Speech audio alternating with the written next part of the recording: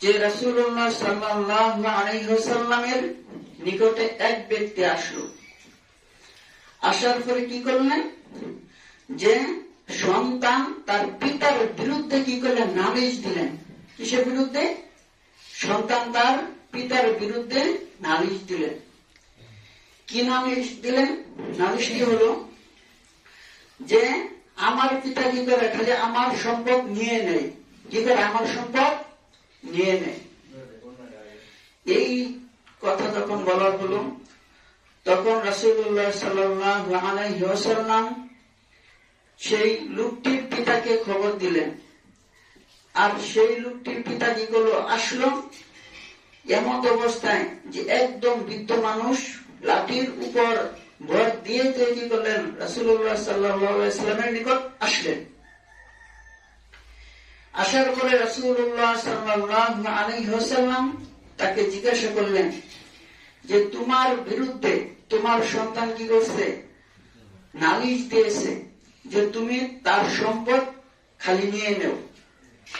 তখন রাসূলুল্লাহ সাল্লাল্লাহু আলাইহি ওয়াসাল্লাম ওই বৃদ্ধ ব্যক্তিকে সবকিছু যখন জিজ্ঞাসা করলেন, তখন বৃদ্ধ ব্যক্তি বললেন যে আমি এক সময় সম্পদশালী ছিলাম, আমি অনেক শক্তিশালী ছিলাম, আর আমার সন্তান কাপড় শূন্য ছিল, কাপড় পণ্য শূন্য ছিল, তার কোনো কিছুই সে মালিক ছিল না, তার পরনের প্যান্টা পর্যন্ত মালিক আমি ছিলাম। আজকে কি করে আমার সন্তান আমাকে সম্পদ দেয় না। এই কথা যখন বললেন, তখন রাসূলুল্লাহ সাল্লাল্লাহু আলাইহি ওয়াসাল্লাম সাথে সাথে কেঁদে দিলেন এবং বললেন যে তুমি এবং তোমার সম্পদ তোমার পিতা, তুমি এবং তোমার সম্পদ তোমার পিতা।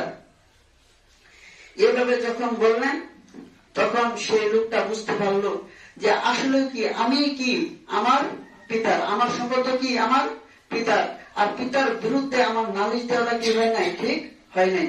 যার মাধ্যমে রাসূলুল্লাহ সাল্লাল্লাহু আলাইহি ওয়াসাল্লাম আমাকে কি করছেন, আসল জিনিসটা আমাকে বুঝিয়ে দিয়েছেন। কিন্তু আজকে আমরা বুঝি না।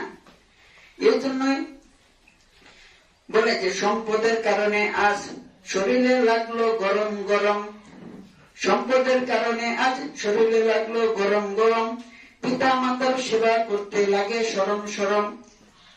যে আজকে সম্পদের কারণে আমাদের শরীর তো দেখে গেছে অত্যাধিক গরম হয়ে গেছে, যার কারণে পিতা মাতার সেবা করতে আমাদের মন চায় না। কিন্তু পিতা মাতার সেবা করলে যে আজকে আমরা কত ভাগ্যবান, সেই দিকে আমরা খেয়াল করি না। এই জন্য বলা হয়েছে, জানিস কি ভাই পিতা মাতা কেমন গুরুজন, দিবানিশি পাচ্ছে তোরে দিয়া আপন দল। কারণ পিতা মাতা আমাদেরকে যে সম্পদ দিচ্ছে সবকিছু আমাদেরকে দিচ্ছে, কিন্তু আমরা কোনোদিন কি করি নাই, যে বাধা দেই নাই, অথচ সবকিছু সন্তানকে দিয়েছি। আজকে পিতার জন্য মাতার জন্য আজকে আমরা খরচ করতে চাই না। এই জন্যই যখন রাসূলুল্লাহ সাল্লাল্লাহু আলাইহি ওয়াসাল্লামের নিকটে কি করলেন, লোকটা আসলো, তখন আল্লাহ রাব্বুল আলামিন কোরআনের মাধ্যমে জানিয়ে দিলেন যে দেখো মানুষরা কি করে, যখন তোমাদেরকে জিজ্ঞাসা করে কি ইয়াসআলুনাকা মাযা ইউনফিকুন, যে আমরা কি করব, কিভাবে আমাদের সম্পদ কিভাবে খরচ করব। কারণ হলো সম্পদ যখন কি হয়ে যায়, মানুষের উপর খরচ হয়ে যায়, তখন সে যাকাত আদায় করে, এবং যখন তার উপরে ওয়াজিব হয়ে যায় তখন সে কি করে, কুরবানি করে। কিন্তু যে সম্পদটা আমার উপরে ফরজ না এবং সেই সম্পদ আমার উপরে কুরবানিও হয়নি, কিন্তু এমন একটা সম্পদ যে সম্পদটা আমার খালি দান করতে মনে চায়, কিন্তু আমি কোন খাতে দান করব। এই জন্য আল্লাহ রাব্বুল আলামিন বলেন যে সর্বপ্রথম নফল দান করার ক্ষেত্রে সর্বপ্রথম অধিকার হলো তোমার পিতা মাতার। তোমার পিতা মাতার জন্য যদি তুমি খরচ করো তাহলে তোমার বেশি হকদার আদায় হবে, হক আদায় হবে। কিন্তু আজকে আমরা পিতা মাতার হক আদায় করি না, যার কারণে কি যে পিতা মাতার হক আদায় না করার কারণে পরবর্তীতে আমাদের সন্তানরা কি আমাদের হক আদায় করে না। এই জন্যই বলা হয়, দেখে তোমার চাঁদ চেহারা কতই খুশি হলো, জীবনে সব দুঃখ কষ্ট সবই ভুলে গেলাম, কত আদর কত যত্ন করিল তোমায়, হিসাব করে বলো দেখো সেসব নাই তো কোনো উপায়। পিতার সামনে বড় লোকে দেখাবে না বেটা, মনে রাখবে তুমি তাহার নাফাত পানির ফুটা। যে আসলে কথাটা ঠিকই, পিতার সামনে বড় লুকি দেখাবে না বেটা, মনে রাখবে তুমি তাহার নাফাত পানির ফুটা।